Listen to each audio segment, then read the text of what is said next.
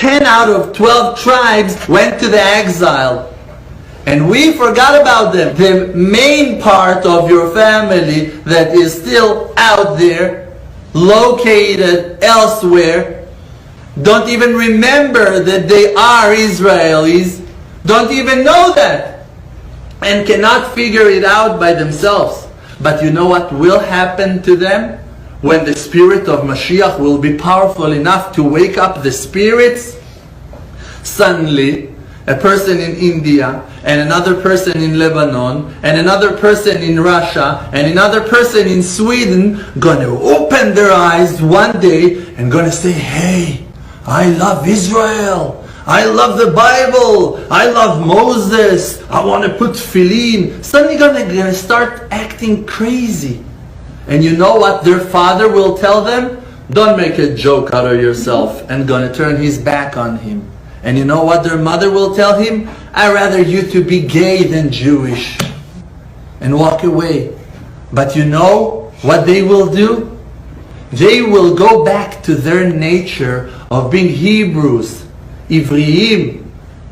What's the meaning of the word Hebrews, Ivriim? Avraham HaIvri. That's the first time we heard about the name Hebrew on Abram, that he was the head of the believers. And it's written on him that he was a Hebrew. What that means? That all the world was standing in one side and Abram was standing in the other side. Ever means side in the ancient language of Hebrew. When you say Ivri, means that he passed to the other side.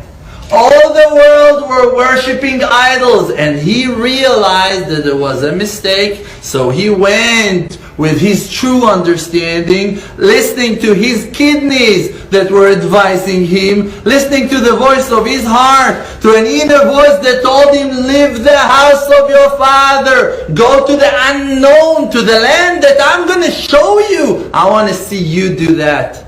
When you'll do that, you will show the real nature of being a child of Abram and Sarah, of Isaac and Rivka and Jacob and one of his 4 wives. It doesn't matter if you're Jewish or if you're one of those people that belongs to the rest of the tribes. If you're from the tribe of Yehuda and you are today called Jewish, it doesn't make you superior or higher than one of your brothers from the tribe of Asher, Zvulun, Naphtali, Gad. Forgive me, but that's the truth. We were all sitting together on the table of our father and his wives. And all of us are siblings. We're all meant to sit together. And there will be no one left behind. That will be the result of redemption. And it will take place in the hearts of all the children, boys and girls of Jacob and his 4 wives. All the seed of the 12 tribes are about to wake up. And it's going to be a wild, wide, worldly awakeness. Suddenly hundreds of millions of people gonna recognize their true nature. Where is home? Home is where your heart is. That's where home is. Where your heart belongs. 12 tribes that were standing and receiving the holy tablets from Mount Sinai. Not only Jewish people there. Jewish is one nation, is one tribe. Tribe of Yehuda.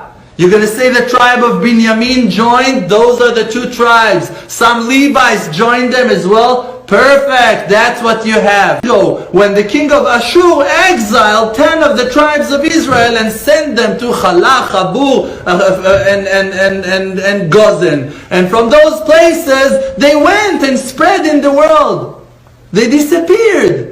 You can see some things, those things that you can see, those tiny communities that are the leftovers of the holy tribes are only there to remind us of their existence, that we will not forget them.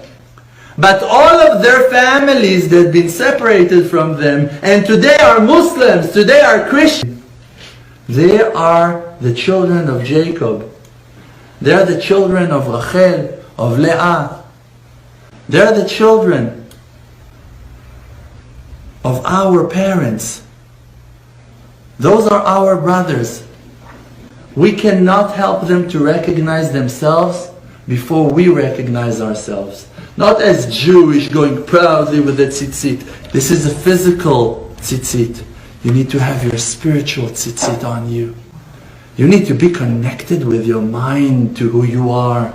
You need to represent the Creator, even if you find yourself naked, barefoot, in the middle of the street, in the middle of the night. You should remember your soul, who you are and what's your mission. Like the life story of all the Baalei Tshuva.